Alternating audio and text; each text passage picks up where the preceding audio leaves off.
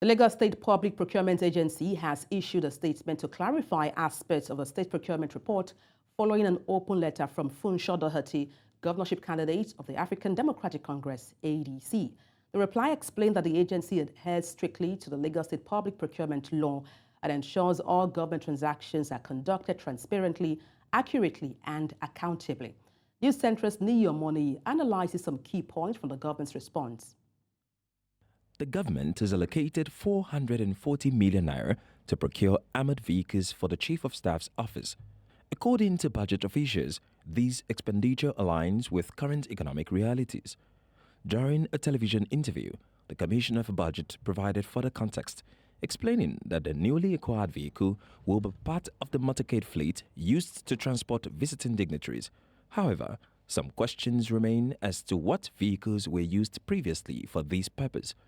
The Commissioner for Information in Lagos State confirmed that the governor's vehicle had fulfilled this role until the recent purchase. The purchase of Hyundai and Ashok Falcon buses.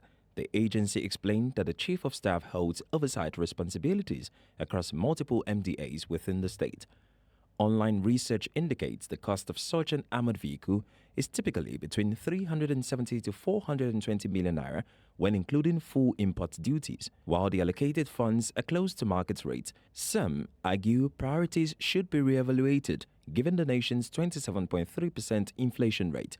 For perspective, an average ambulance costs 41 to 45 million naira.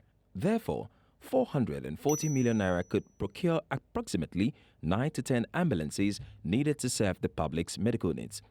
An adjustment was made to supply procurement figures of items such as rechargeable fans, lights, and fridges by the agency. An investigation found the figures were altered from 2 billion naira to 2 million naira at 7:25 p.m. after originally being posted at 4:25 p.m. on November 18th by Mr. Doherty.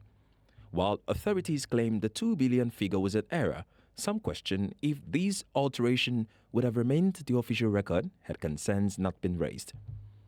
The government has provided reasons for the Imota Rice Mill and Blue Rail Line project huge consultancy fee and the not transitioning into public-private partnership and instead being funded by the state. Officials claim that this allows the projects to start and become self-sustaining over time. An agreement will manage each project for 2 years before transitioning to a full public-private partnership. As for the allocation of 150 million naira and 500 million naira respectively for renovating the Palace of the Oba of Lagos and St. Andrew's Anglican Church in Okekpokpo, it considers these historic sites that should be preserved, saying these are funds to compensate for demolishing sections of their properties during road expansion. Questions remain as to why fund the palace over other monuments or sites. Funds totaling 60 million naira is said to be allocated by officials for outreach and empowerment programs to aid indigent citizens during the economic hardship. The distribution of chickens, official claim, is part of the government's social protection effort to help those in need. While no beneficiaries have confirmed receiving these assistance yet, some anticipate it for the festive period if the program is real.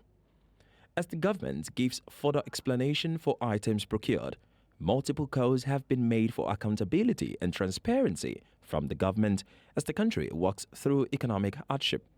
It is expected that public funds will be channeled to matters that directly benefit residents of the state. Niyi Omoniyi, reporting for News Central Lagos.